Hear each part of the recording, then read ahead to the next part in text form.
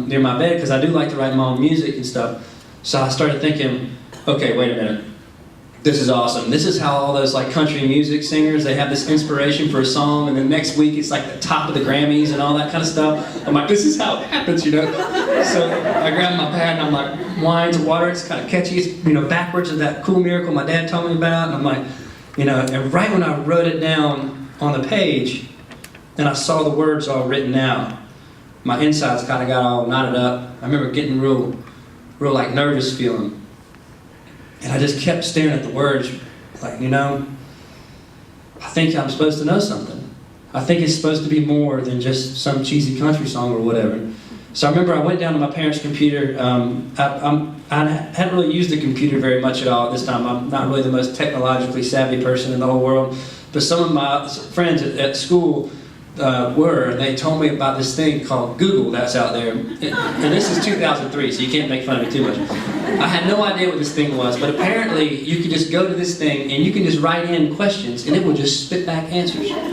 So I remember going to this thing on my parents' computer and I'm like, you know, water issues, or actually it's probably more like this, water issues, you know, because I looked at the words and I felt like, you know, I know plenty about wine, I'm a bartender, I deal with it every day. Maybe I'm supposed to know something about water. So I started writing in questions about water. What, you know, is there a problem with water? What's the deal with water? Whatever. And what filled up that screen is what changed my whole life. The very first thing I read, at that time, it was 1.1 billion people with a B don't have access to clean drinking water in this world.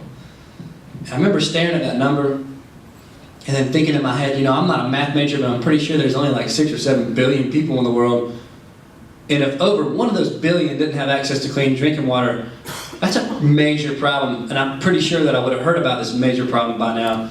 So I'm pretty sure this Google thing's all jacked up. There's no way that it can be right. No way.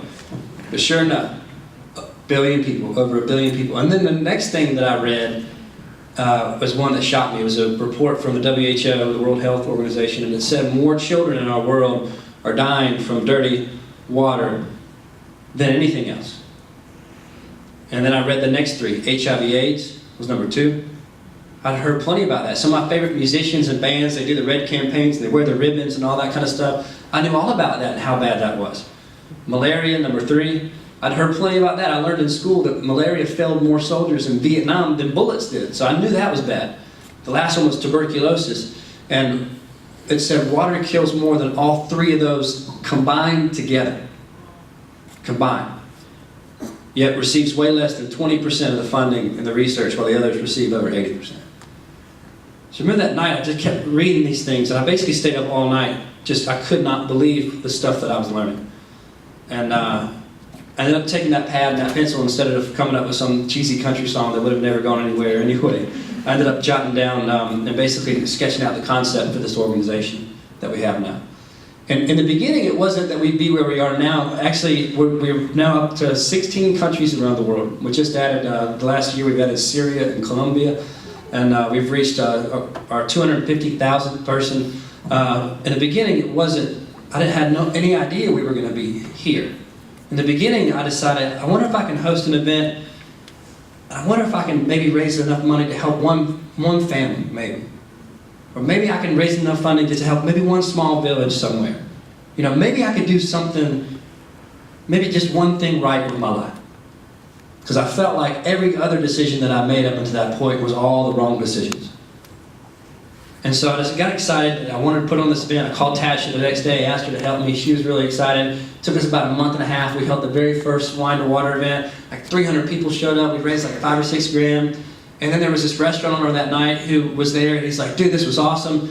Can I host one of these at my place? And I'm like, well, sure, we can do another one. A month later, we hold another one. Another 4 or 5 grand comes in. I got a P.O. box and a bank account. People started sending in checks. And before I know it, a few months fly by, and I'm sitting on a bank account with like tens of thousands of dollars in it. It exploded without me even knowing about it. And I had no clue how in the world am I going to take this money now and get it to these people. I've never been to the developing world before. You know, in fact, I was a little worried when I looked back later. Maybe I was even doing something illegal. I don't know. I didn't even have a charity status or nothing. I was like, yeah, give me your money. We'll take it. We'll be good to go. I checked into it later. We're good to go. But I'm like, how in the world do I make this money turn into that, clean water? And after a lot of thought and consideration, I just decided, you know what, I'd love to get to be the guy that gets to go and do all this stuff and save kids' lives and drill wells, but I don't even know what I'm doing. So maybe I just find another organization that's doing this work already and just support their work. Why reinvent the wheel?